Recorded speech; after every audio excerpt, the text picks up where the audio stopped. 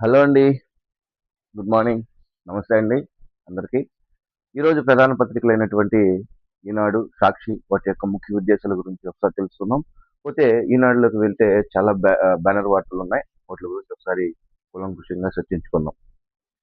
ఈనాడులోకి వెళ్తే మాజీ ఎమ్మెల్యే బొల్లాకు 1000 కోట్ల భూదందా అంటండి క్రమబద్ధీకరిస్తున్నట్లు 5 నకిలీ జీవోలు సృష్టి. బ్రహ్మనాయుడు నుంచి ఇతర నిందితులకు 1.27 కోట్ల బదిలీ, ముగ్గురు అరెస్టు, మాజీ ఎమ్మెల్యే కోసం గాలిస్తున్నటువంటి పోలీసులు అని చెప్పి క్లియర్ గా సర్వే నెంబర్ 18లో ప్రభుత్వ భూమి, ఇందులో 9 ఎకరాలు 28 గుంటలు అక్రమాలకు ప్రయత్నించారని చెప్పి ఒక బ్యానర్ వార్త మనకేశారు. అధికార దాహం ఉన్నంత వరకు, అధికారం ఉన్నంత వరకు ఏ చట్టాలు ఎవరిని ఏం చెయ్యవు, జీవోలే మార్చేస్తూ ఇట్లాంటి భూముల కోసం కొట్టేస్తూ ఉంటారు అని చెప్పి చాలా క్లియర్ కట్ గా పేపర్కేశారు. పోతే లోపలికి వెళ్ళి చూద్దాం. ఆ, హైదరాబాద్ అండి. మంచి చేస్తాడు మళ్ళీ వస్తాడు. ఇదే ఆంధ్రప్రదేశ్ లో పల్నాడు జిల్లా వినుకొండ ఎమ్మెల్యే, మాజీ ఎమ్మెల్యే బొల్లా బ్రహ్మనాయుడు ఇన్స్టాగ్రామ్ ఖాతాలో ఉన్నటువంటి స్లోగన్. కానీ సర్కార్ని ముంచే పనిచేసి అడ్డంగా దొరికిపోయాడు. ఆంధ్రప్రదేశ్ చెందిన ఆయన హైదరాబాద్ శివహర్లో 1000 కోట్ల విలువైన ప్రభుత్వ భూములు కొట్టేసేందుకు చేసినటువంటి కరోనా భూదందం వెలుగులోకి వచ్చింది. ఏకంగా నకిలీ జీవోలు సృష్టించి ఆ భూమిని కాజేసేందుకు చేసినటువంటి కుట్ర బహిర్గతమైంది. గతంలో కోకాపేట పోలీసుల్లో ఎకరాకు 100 కోట్లకు అమ్ముడుపోగా అక్కడికి సెకండ్ పేజీలో ఉందండి. దాన్ని ఒకసారి మనం చూద్దాం. ఆ,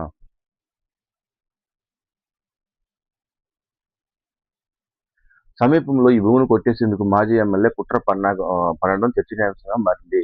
తహసీల్దార్ ఇచ్చినటువంటి ఫిర్యాదుతో దర్యాప్తు చేపట్టిన సైబరాబాద్ పోలీసులు ముగ్గురు నిందితులను అరెస్ట్ చేశారు. పరారులో ఉన్న మాజీ ఎమ్మెల్యేలతో పాటు మిగిలిన నిందితుల కోసం గాలిస్తున్నట్లు ప్రకటించారు. ఈ ఘరానా మోసానికి సంబంధించిన పూర్వాపరంలో హైదరాబాద్ మాదాపూర్ అదనపు DGP Uday Reddy, Cyberabad crime DCP Manohar, EOW DCC Muthyam శెట్టితో కలిసి శేరిలింగంపల్లి డీసీసీ చింతమనేని శ్రీనివాస్ శుక్రవారం మీడియాను వెల్లడించారు అంటూ ఒక బ్యానర్ వార్త మనం చూడొచ్చు. సో చూసారండి, మామూలుగా అధికారం ఉంటే ఏమైనా సాధ్యం, అధికారం ఉంటే ఏమైనా సాధ్యం అనడానికి ఇదొక నిర్వచనం. పోతే పోతే సెకండ్ మ్యాటర్కి వెళ్దామండి.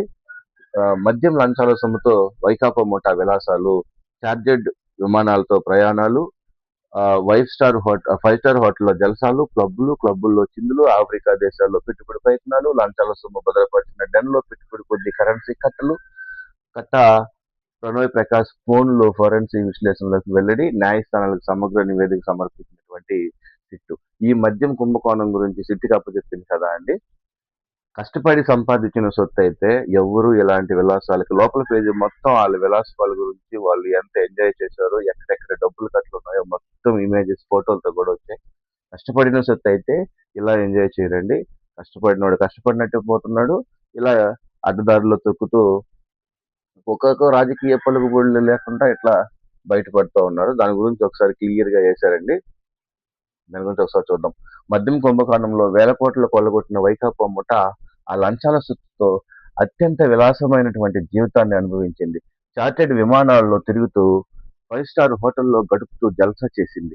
పబ్బులు, క్లబ్బులు, అమ్మాయిలతో చిందులేసి మద్యం లంచాల డబ్బుతో టంజానియాలో ఇనుప ఖనిజ కర్మాగారం, ఆఫ్రికా దేశాల్లో పెట్టుబడులు పెట్టేందుకు ప్రయత్నించింది.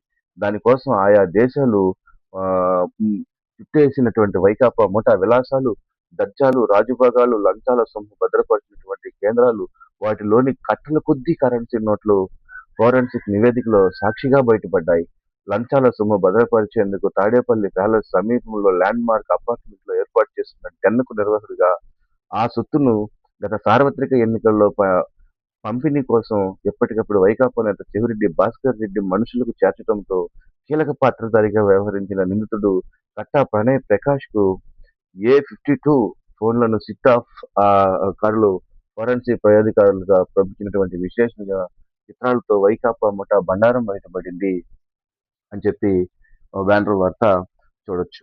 అయితే ఆ రోజుల్లో మీకు గుర్తుందో గుర్తులేదో అండి, కర్ణాటక నుంచి కానీ లేదా ఏ మద్యం దుకాణం నుంచి గాని 3 బాటలు ఎత్తుకొనొస్తే అంటే ఒకసారిగా ప్రతిరోజు ఆ రోజు ఈ లైన్‌లో నించోలేక ఈ కరోనా సీజన్‌లో కానీ, ప్రతిసారి వైన్ షాప్‌కి వెళ్ళలేక లైన్‌లో నించొని 3 క్వార్టర్లు ఒకసారిగా తీసుకొనొచ్చి ఇంట్లో దాచుకొని తాగుదాము అనుకున్న వాళ్ళని కూడా తీసుకొని పోయి ఈ కేసులు కట్టి తీసుకొని వెళ్ళిపెట్టారు.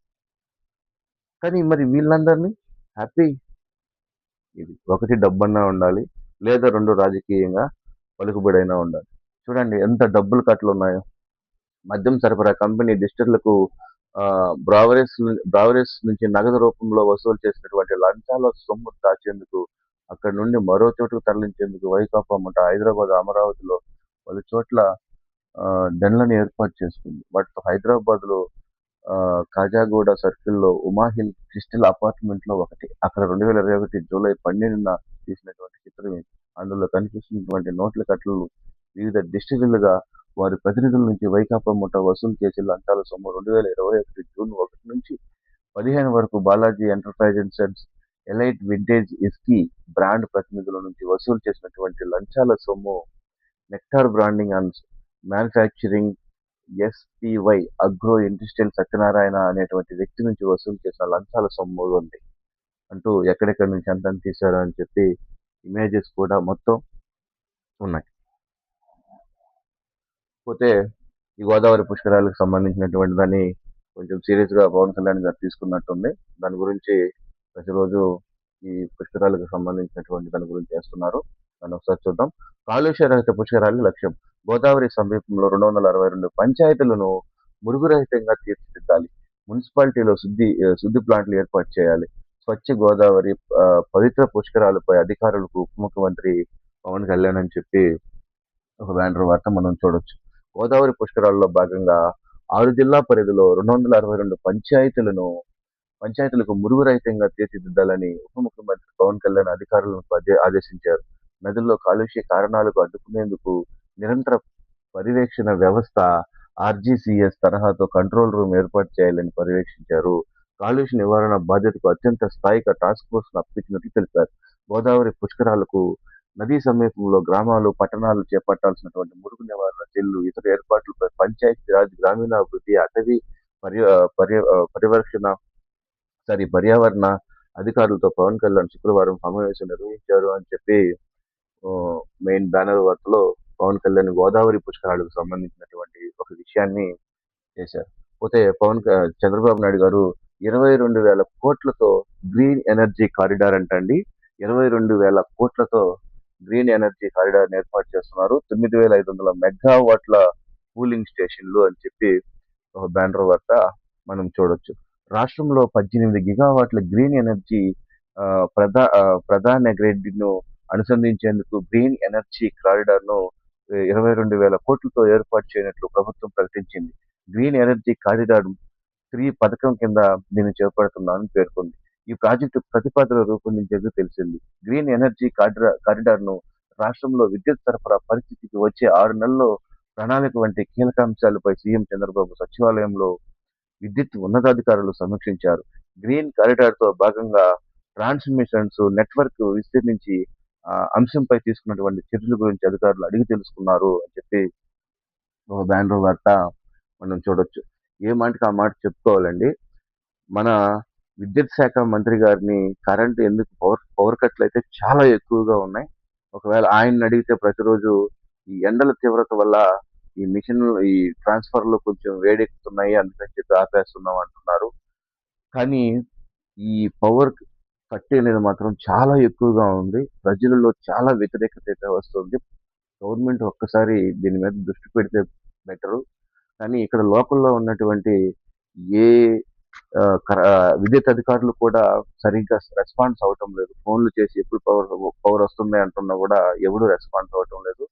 కానీ సీఎం గారు, కూటమి ప్రభుత్వం ఈ విద్యుత్ అంతరాయాల మీద ఒక ఫోకస్ పెడితే బెటరు. చాలా ఇబ్బందులు జరుగుతున్నాయి. సో, పోతే ఇంకో మెయిన్ ఏంటంటే డీకే శివకుమార్ ఎన్నికల లాంఛనమే నేడు కర్ణాటక విధాన సౌధంలో సీఎల్పీ సమావేశం. మాజీ మంత్రి గాది వెంకటరెడ్డికి అనుమతి అంటండి. ఈ 2 లోపల ఉన్నట్టు వేశారు. ఐపీఎల్ ఫైనల్‌కు గుజరాత్, బెంగళూరు ఆదివారం టైటిల్ పోరు.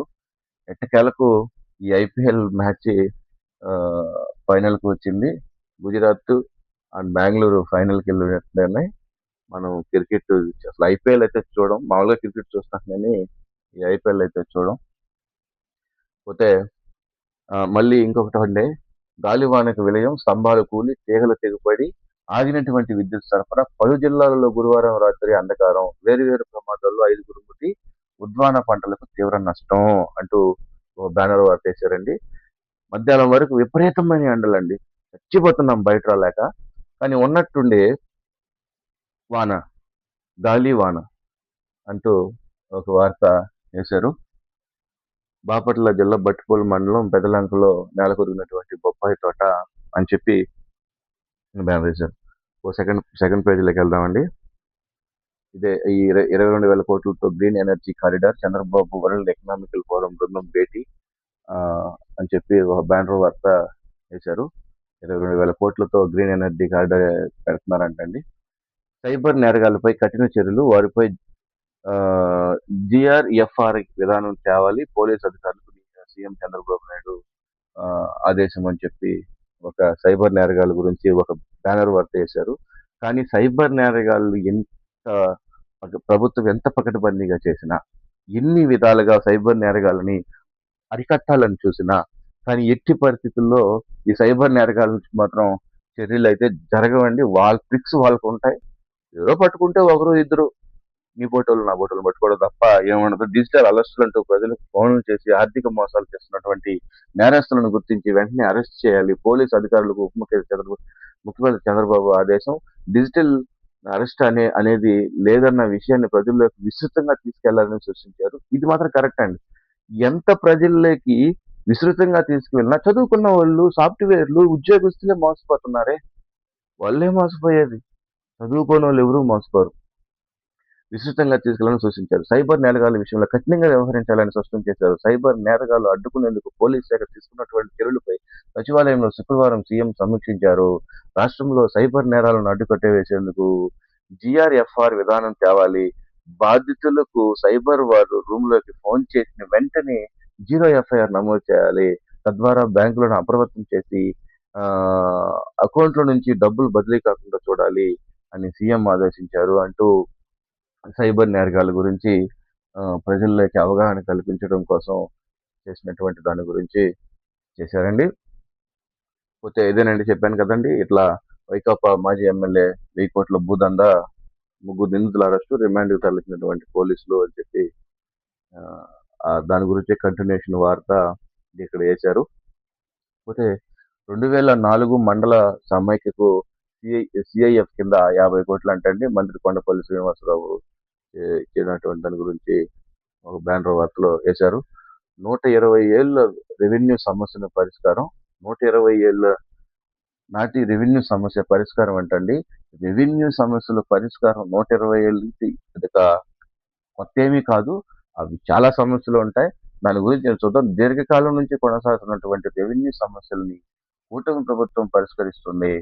అందులో భాగంగా గుంటూరు జిల్లా వట్టి చెరువులోని 120 ఏళ్ల నాటి సమస్యను పరిష్కరించామని మంత్రి అనగాని సత్యప్రసాద్ శుక్రవారం ఓ ప్రకటనలో తెలిపారు. తిరుపతి జిల్లా సిట్టిపల్లిలోని 380 ఎకరాలను ఉన్న అడ్డంకులను తొలగాయి. 2011 కుటుంబాలలో సంతోషం నింపామని పేర్కొన్నారు. శ్రీ సత్యసాయి జిల్లా గోపినపల్లిలో 20 ఏళ్లుగా పెండింగ్ లో ఉన్న పరిష్కారం చూపామని, అన్సెటిల్డ్ ఇవ్వాలని, సమస్య త్వరలో పరిష్కరిస్తామని వెల్లడించినట్టు ఆయన ఒక ప్రకటన చేశారు. పోతే జూన్ 2న ఎన్టీఆర్ ఆరోగ్య యూనివర్సిటీ ఉత్సవాలు జరుగుతాయంటండి. డాక్టర్ ఎన్టీఆర్ ఆరోగ్య విజ్ఞాన విశ్వవిద్యాలయం 29-30వ వార్షికోత్సవాలు జూన్ 2న విజయవాడలో తుమ్మనపల్లి కళాక్షేత్రంలో నిర్వహించినట్లు కులపతి చంద్రశేఖర్ తెలిపారు. ఈసారి 2024-2025 సంవత్సరాలకు సంబంధించి ఒకేసారి నిర్వహిస్తామని, భవిష్యత్తులో ఏటా ఈ ఉత్సవాలు జరుపుతామని వెల్లడించారు అంటూ ఒక బ్యానర్ వార్త చూడొచ్చు. ఇదండి పవన్ కళ్యాణ్ గారి కాలుష్య రహిత పుష్కరాలకే లక్ష్యం అని చెప్పి పవన్ కళ్యాణ్ చేసినటువంటి దాని గురించి వేశారు. పోతే ఆపరేషన్ దండానయ్య ప్రత్యేక కార్యాలకు శ్రీకారం చుట్టినటువంటి ఏపీ పోలీసులు మహిళలు బాలికలపై నేరాలకు పాల్పడితే త్వరితగతిన శిక్ష పడేలా చేయడమే లక్ష్యం అంటూ ఒక బ్యానర్ వార్త మనం చూడొచ్చు. మహిళలు బాలికలపై నేరాలకు తెగబడితే త్వరితగతిన శిక్ష పడేటట్లు చూస్తామని సారీ ఓ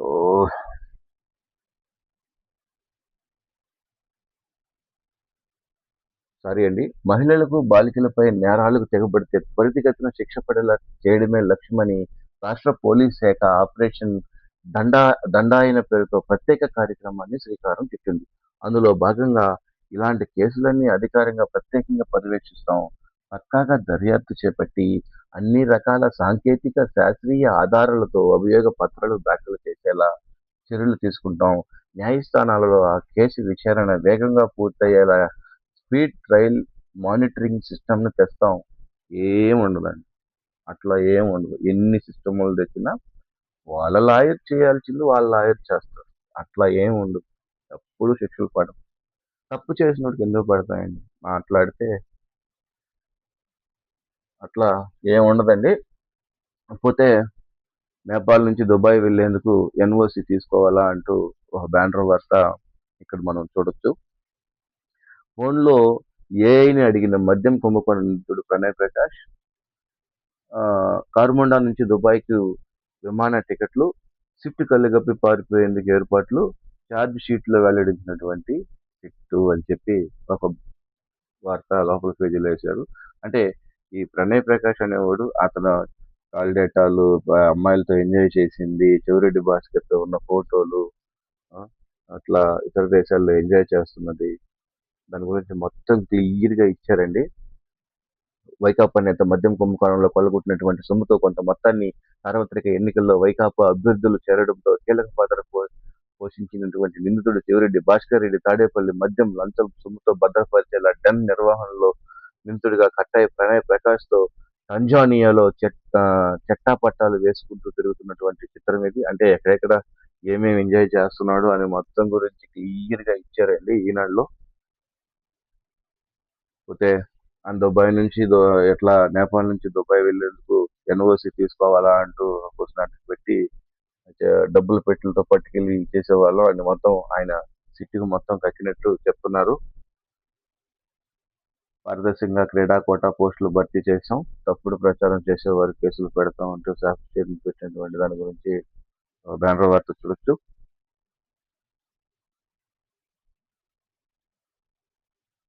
ఊసులేని ఉష్ణ కార్యాచరణ దేశంలో వేసవి తాపం ఏడాదికి పెరుగుతూ ఉంది. తీవ్రమైన ఎండలతో చాలా చోట్ల జనం అల్లాడిపోతున్నారు. తెలుగు రాష్ట్రాల్లో ఈసారి అత్యధిక ఉష్ణోగ్రత నమోదైంది. వడగాల్పులు, వడదెబ్బలు, మరణాలు, అనారోగ్యం పెరిగిపోయాయి. దీనివల్ల పారిశుద్ధ్య నిర్మాణ రంగ కార్మికులు, వ్యవసాయ కూలీలు, చిరు వ్యాపారులు అట్లా ఇబ్బంది పడుతున్నారు అని చెప్పి ఈ ఎండల గురించి బ్యానర్ వార్త రాశారు. చిన్న షాక్ పెద్ద పాఠం. 12 ఏళ్ల క్రితం అమెరికాలో ప్రముఖ విశ్వవిద్యాలయంలో ఓ పరిశోధన కేంద్రం జరిగింది. కొంతమందికి ఖాళీ గదిలో కూర్చొని పెట్టి వాళ్ళని చేయాల్సిందల్లా ఏమీ లేదు. ఫోన్ లేదు, పుస్తకం లేదు, ఎవరితోనూ మాట్లాడే వీలు లేదు. అయినా ఆ గదిలో ఒక చిన్న స్విచ్ లాంటిది మాత్రమే ఉంటుంది. దాన్ని నొక్కితే చిన్న చిన్న ఎలక్ట్రానిక్ షాక్లు కొడుతూ ఉంటాయి. ప్రయోగం ప్రారంభించే ముందు అందరికీ ఒకసారిగా షాక్ చూసి చూపించారు. ఆ చురకకు ఇబ్బందిగానే ఉంటుంది అని ఏదో రాశారు. సాక్షికి వెళ్దామండి, టైం అయిపోతూ ఉంది.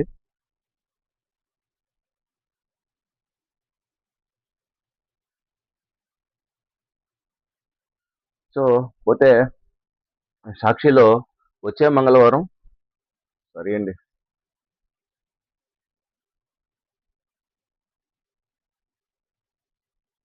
సో పోతే వచ్చే మంగళవారం బాబు సర్కార్ మళ్ళీ అప్పులు అంటే అంటే కూటమి ప్రభుత్వం మాత్రం అధికారంలోకి వచ్చిన తర్వాత అప్పులు చేస్తా ఉందండి. దాని గురించే ఈరోజు సాక్షిలో వేశారు. వచ్చే మంగళవారం బాబు సర్కార్ మళ్ళీ అప్పులు ఆ ప్రభుత్వము చేసింది, ఈ ప్రభుత్వము చేస్తా ఉందండి. ఎవరిని ఎక్కడ తీసినక్కర్లేదు. చంద్రబాబు సర్కారు ప్రతి మంగళవారం అప్పులు పరంపరగా కొనసాగుతోంది. ఇందులో భాగంగా వచ్చే మంగళవారం 4,400 కోట్ల బడ్జెట్ అప్పులు చేయనుంది. ప్రభుత్వ సెక్యూరిటీ బాండ్లను వేలం ద్వారా టీడీఆర్ బాండ్ల ద్వారా వేలం చేసి అప్పులు తీసుకుంటున్నారని చెప్పి ఒక బ్యానర్ వార్త మనం చూడొచ్చు. పోతే చేతికి వచ్చి చేతికి వచ్చి చేజారేళ్ల పోస్టు సారు తారుమారు. ఈ మెగా డిఎస్సి గురించి చేశారండి. ఎవరికైనా కొంచెం బాధగానే ఉంటది. చేతికొచ్చినట్టు వచ్చి దాని గురించి చేశారు. అర్హులైనటువంటి అభ్యర్థులకు కాల్ లెటర్‌లు పంపి, సర్టిఫికేట్‌ల పరిశీలన కూడా పూర్తయ్యాక తీరా తుది జాబితాలో వాళ్ళ పేర్లు గల్లంతు, మెరిట్ లిస్టు, సెలక్షన్ లిస్ట్ లేకుండా నేరుగా సెలక్షన్ లిస్ట్ అభ్యర్థులకు మెసేజ్‌లు, ఒక పోస్టుకు ఒక్కరిని ఎంపిక చేసి సర్టిఫికేట్‌ల పరిశీలనకు పిలిచినటువంటి ప్రభుత్వం. కానీ అర్హులకు అటు ఉద్యోగం ఇవ్వకుండా, ఇటు సర్టిఫికేట్‌ల్లోనూ చెప్పుకుంటా ఆటలు, గ్రీవెన్స్‌లోనూ అభ్యర్థులకు తప్పుడు సమాధానాలు, వేల సంఖ్యలో వేల సంఖ్యలో మెగా డిఎస్సి బాధితులు, రాష్ట్ర వ్యాప్తంగా భగ్గుమన్న టీచర్ అభ్యర్థులు, నిరుద్యోగులు, డిఎస్సిల అవకతవకలపై సిబిఐ విచారణ ఆదేశించాలనేటువంటి ఆదేశం. విద్యాశాఖ మంత్రి నారా లోకేష్‌ని వెంటనే రాజీనామా చేయాలనేటువంటి డిమాండ్ అంటూ ఒక బ్యానర్ వార్త మనం చూడొచ్చు. పోతే జిల్లా టాపర్ అయినటువంటి జాబ్ రాలేదు. ఎస్సీ విభాగంలో నేను శ్రీకాకుళం జిల్లా టాపర్‌ని అయినా నాకు ఉద్యోగం రాలేదు. స్పోర్ట్స్ కోటాలో ఒక మహిళకు ఉద్యోగం ఇచ్చారు. దీనిపై ఫిర్యాదు చేస్తే ఆ పోస్టింగ్‌ను నిలిపారు. దాని తర్వాత మెరిట్ అభ్యర్థిగా నాకు పోస్టింగ్ ఇవ్వాల్సిందని చెప్పి 6 నెలలకు స్పందించలేదు అంటూ ఒకతను మాట్లాడినటువంటి దాని గురించి ఒక బ్యానర్ వార్త చేశారు. పోతే రిజర్వ్ తీర్పులను 3 నెలల గడువు, బెయిల్ ఉత్తర్వులు మరుసటి రోజుకల్లా వెలువరించాలి. అవసరమైతే మరో ధర్మాసనానికి కేసు బదిలీ చేయొచ్చు. అన్ని కేసులను సుప్రీంకోర్టు మార్గదర్శకాలు అని చెప్పి ఒక బ్యానర్ వార్తలో మనం చూడొచ్చు. జూన్‌లోనూ వడగాల్పులే. తెలుగు రాష్ట్రాల్లో భారత వాతావరణ శాఖ హెచ్చరిక. సెప్టెంబర్ వరకు సాధారణం కల్లా తక్కువ వర్షపాతం. దేశంలో మెజారిటీ రాష్ట్రాలకి ఇవే పరిస్థితులు. వర్షపాతం దీర్ఘకాలిక సగటు అంచనా 200 బేసిక్ పాయింట్లు డౌన్ అంటూ మొత్తం లోపల పేజీలో ఏమున్నాయో ఇచ్చారండి. ప్రజారోగ్యానికి వైఎస్ జగన్ పాలనలో పెద్దపీట. జాతీయ కుటుంబానికి ఆరోగ్య సర్వే 6లో వెల్లడి. అంటే లోపల పేజీలో ఏమున్నాయో క్లియర్‌గా చేశారు. లోపల పేజీకి కూడా ఒకసారి వెళ్దాం. ఇప్పటికే టైం అయిపోయింది. ఆహా! చేతికి వచ్చినా అదే డీఎస్సీ గురించి కంటిన్యూషన్ ఇచ్చారండి. వారం 10 రోజుల నుంచి సేమ్ ఇదే దాని గురించి రాస్తా ఉన్నారు. సిబిఐతో విచారణ జరిపించాలంటూ చేశారండి. ఆర్టీసీకి త్వరలో 750 విద్యుత్ బల్బుల బస్సులంటండి. కేంద్ర సహాయ మంత్రి పెమ్మసాని చంద్రశేఖర్ మాట్లాడిన దాని గురించి చేశారు. ప్రధానమంత్రి విద్యుత్ బస్సులు సేవా పథకం కింద త్వరలోనే ఏపీ రోడ్డు రవాణా సంస్థ 750 ఎలక్ట్రికల్ బస్సులు వస్తాయని కేంద్ర గ్రామీణాభివృద్ధి కమ్యూనికేషన్ శాఖ మంత్రి డాక్టర్ పెమ్మసాని చంద్రశేఖరరావు వివరించారు అంటూ సాక్షిలో కూడా రాశారు. పోతే మాజీ మంత్రి గాదే వెంకటరెడ్డి కన్నుమూత చనిపోయినట్టు బ్యానర్ ఉంది. బ్యానర్ వార్త. ప్రభుత్వం స్పందించకపోతే ఆక్రా క్రాఫ్ట్ హాలిడే, ఆక్రా రైతులకు రాష్ట్ర స్థాయి సమావేశాల హెచ్చరిక అని చెప్పి ఒక బ్యానర్ వార్త మనం చూడొచ్చు. సో థ్యాంక్ యూ అండి. ఇదండి కొంచెం డ్యూటీకి వెళ్ళాలి, టైం అయిపోయింది. క్షమించండి. కంటెంట్ నచ్చితే లైక్ చేయండి, సబ్స్క్రైబ్ చేయండి. Thank you.